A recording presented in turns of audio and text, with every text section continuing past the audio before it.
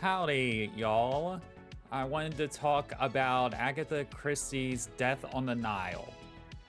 This is a game based on the classic book. It came out with the movie of it not too long ago. That's right, it's about your boy Hercule Poirot, who is the, detective of all of her novels. The famous detective, it's him and Sherlock Holmes are like the two. So, I know a little bit about the character based on what I've seen in the movies, but I did play a game called ABC Murders. And that was an Agatha Christie game. Hercule Poirot was the main detective in that. I played it, I don't know, like 6 or 7 years ago, maybe. This was the first game with this character that I played in a hot minute. And I played this game on the PS5. And this is the newest entry in the series. Besides ABC Murders, I know there's been sort of a prequel one, and there's been another one. I don't know if they're all technically in continuity with each other or not. But the cool thing about these games is that you can play them all separately and get their own individual experience. And what's interesting about this game too is that not only are you playing as him, but you're playing as this other character. And she is a person who has admired Hercule Poirot and has took upon herself to start her own sort of solo detective work. So the game takes place in the 70s, and you can tell by just playing this other character, like her style is very 70s. The way the characters dress in the game is very 70s. The menu system has those 70s yellow, brown, red color to it. Even when it comes to the aesthetic of the rooms, it's very bright in moments with color, but also very muted at the same time. There's just a color all around in this game. And even Poirot, will change outfits, and it's very 70s style. So I feel like in terms of, the timeline, it's definitely, one of the later stories, maybe. And it was interesting to play it, switching between these two characters, because essentially you have the first chapter of the game or the tutorial, you learn how to play the game, and then from there on out it switches. Every chapter you switch between the two different characters, and they have their own two separate stories. They meet at the beginning, but then they splurge out to their own separate stories, solving their own cases, and eventually they'll come together. And eventually you do get a point to where you're in the main, thick of it. You're in the heart of the story. Things are ramping up, and you have both characters together, and you get the option to alternate between them within one chapter. And that, for me, at least by far, was the longest chapter of the game. We were playing both characters. There's a lot of different things each character does, and it takes a hot minute. So, as far as locations go, again, just like the name of the game, it's Death on the Nile. You are on the Nile River. You do get to explore a little section of Egypt. There's a village. There's a famous monument, tomb of sorts that you get to visit. But a majority of it takes place on this boat. There's also a little hotel as well. So there's a little variety of environment, but once you get on the boat, you're on there for a hot minute. But when you switch to the characters, when you switch to the woman character, Miss Royce, she is kind of bebopping around to a lot of different spots. So her chapter is a little bit more varied in terms of location. But the further you get into it, then you're kind of getting to similar spots you were with Poirot. So as somebody who's always been interested in Egypt, I liked this game, or I guess this game appealed to me a bit more, just because I always wanted to go to Egypt, always had an interest in Egypt. So any game that takes place in Egypt gets me a few extra little bonus points. So keep that in mind as I'm giving you all my thoughts here. But you do visit a famous monument tomb place, and then you also see a village, but you spend most of the time on this boat. When you're switching to Miss Jane Royce, you are going to the city of New York, and you're hopping around a couple different areas before you kind of catch up with Poirot, and you're at the same location in Egypt for the rest of it. This game is on a budget, you can kind of tell. Even the way the characters kind of move, the characters look a little cartoony-ish. not super cartoony. It's like a mix between a cartoon and somewhat realistic, and just the way their mouths move, you know, they don't perfectly match their voices and things of that sort. So you can definitely tell the budget of this game. But having played the previous ABC Murders and just games of this type, I don't expect a huge budget from it. Playing this experience reminded me of playing a PC game in the late 90s, early 2000s. That's the vibe I got from it when I was just playing it. Even I was on PS5 and using a controller, just the way the game moved and felt is the vibe I was getting of playing those older games, where I didn't feel this type of way about a game in a while. Like, oh, they don't make games like this anymore, at least in the mainstream, and it was kind of cool to play it this way. This is a game that is not going to be for everybody. I'm going to tell you right now. You have to be somewhat patient. You have to love detective work. You're going to take your time with it. The game is 8 to 9 chapters or so. It's kind of like an added chapter at the end. And they all vary in length. It took me, I would say, roughly an hour and a half to 2 hours per chapter, except for the big one. Once you get later on, I would say it was like chapter 7, where you're both characters and switching back and forth. You're there for a hot minute.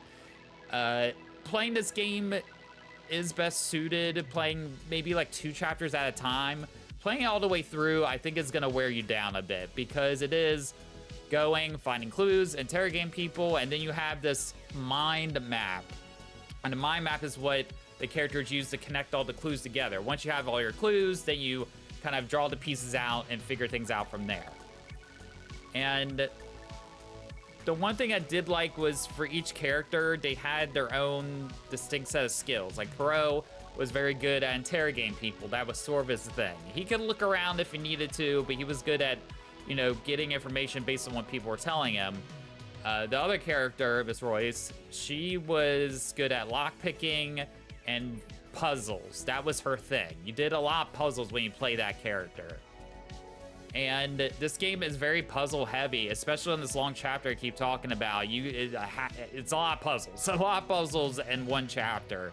So if you get frustrated with the puzzles, or you kind of get tired of doing puzzles over and over, give yourself a break from the game and come back later. That's what it's going to be. If you're not into solving these puzzles, if you're not into just talking to people, then this might not be a vibe for you. It's not a heavy action game. There's a moment or two of a little ramp of action, but you're not fighting or shooting anybody per se. You're just talking and figuring out how this gets moved to here and what does this mean to this. Now, as far as the puzzles go, it was a mixed bag for me. Some of the puzzles I was able to figure out on my own. Some I got completely stuck and confused. But luckily, the game itself provides hints. Depending on the puzzle, you get a certain amount of hints. Sometimes you get 2 hints, sometimes you get 3 hints. Even if you get confused on what you're supposed to do next, you can go into your little mind zone, and the game will give you a hint about, oh, talk to this character, they're at this location in this room. Or you should probably talk to this character if you're trying to figure this out. So it helps you there. But when you go to the puzzles, it sometimes, if you go up to like the 3rd hint, which is usually the furthest it goes. I didn't really see going past 3 hints. Each hint you go through, it'll give you a little bit of an extra piece. It doesn't cost anything to use the hints, so it's up to you to use them at your leisure and how often you want to use it. On certain puzzles, it'll give you an image to be like, okay, do it this way, and then you have to still kind of do the puzzle even with the solution. Even that can be tricky sometimes. Or if it's something like picking a lock or something that's more action-based and quick, it'll give you the option to kind of actually skip it. And you can just be like, oh, do you want to complete this lockpick or something like that? And then you can do it and kind of move forward. So it was a mix between those 2 things, depending on what you were trying to do, where you were trying to go, what you were trying to solve. And I used it a lot, to be honest with you. I didn't use it for everything, but I would say it was about 50-50 in terms of me being able to solve stuff on my own, and then me being super confused, and then seeing the solution and going, I don't know how they got there. Now, I haven't said that too. There is difficulty options, which I thought was interesting for this type of game to have that. I did choose the story option, which was the easiest one. And that just shows you how complicated these puzzles can be when I'm on the easier difficulty and I still needed help on most of them. I can't imagine what the normal to harder difficulty is like. I mean, good heavens. So that's basically the gameplay element there. Now, I did like a couple extra cool elements. One was you would go around and collect mustaches randomly. A lot of the times you didn't get a whole lot of space to look around. The game is itself kind of linear, but sometimes it's a little sandboxy, and you may go into a room or open the drawer and find a golden mustache that looks like Perot's mustache. And the more mustaches you collect, the more stuff you can unlock in the gallery.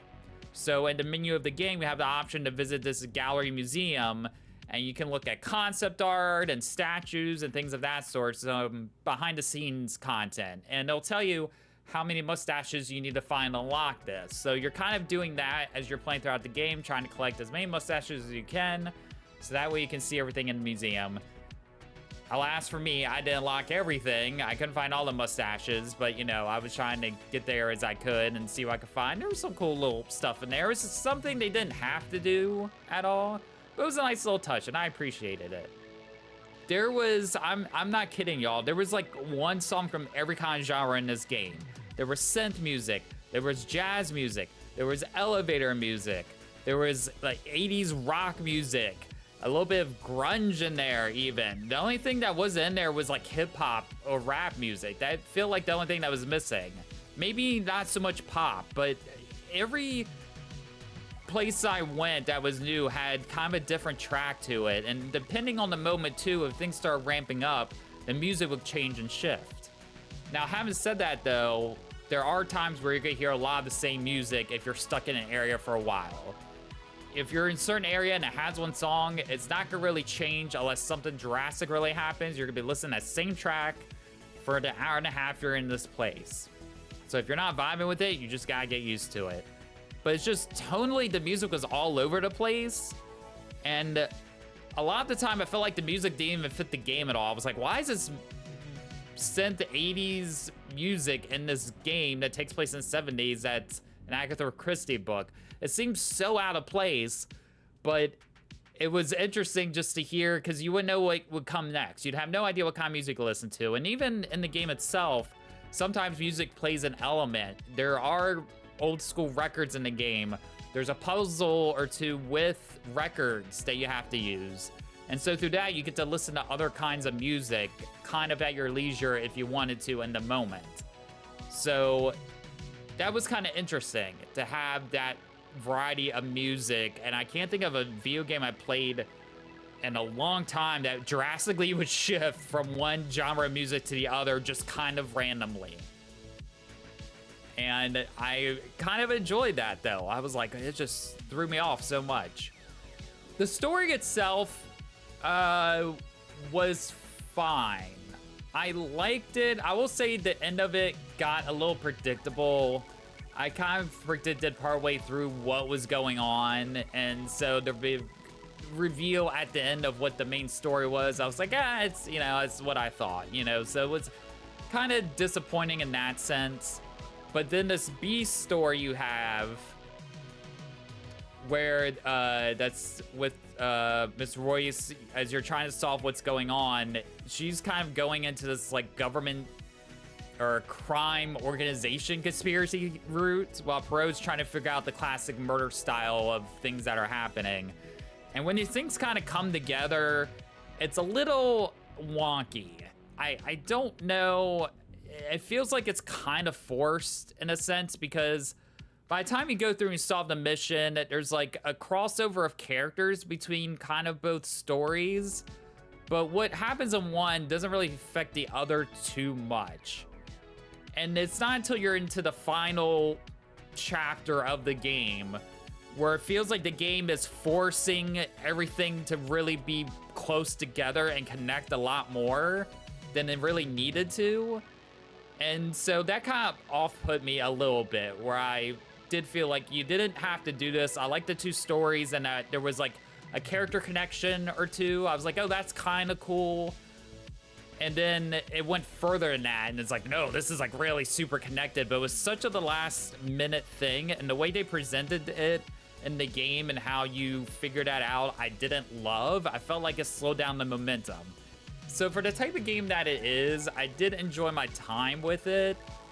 But it's, again, a game I'm never gonna play ever again. These games, I'm usually a one and done sort of thing. The way it plays out, it's not really meant to be replayed unless you want to collect the mustaches per se.